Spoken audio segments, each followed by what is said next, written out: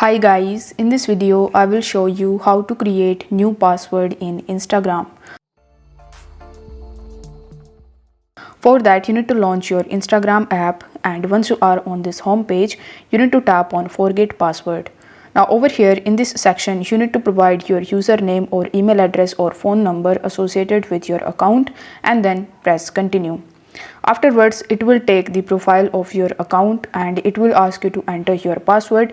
But as we want to create a new password for our account, you will have to tap on the option of forget password. Afterwards, you will be landed on this page where you will be given bunch of different ways that you can use to log in into your account or to create new password for your account. So over here, you will have to click on the option of get code or link via email, and then you need to press continue. Once done, it will say that they have sent an email on your registered email address with this account. So you just have to open that email and you will be able to see this type of email in front of you. Now over here you are going to see the option of reset your password. So you will have to click on reset your password and then you will be landed on this page where you can create your new password for your account.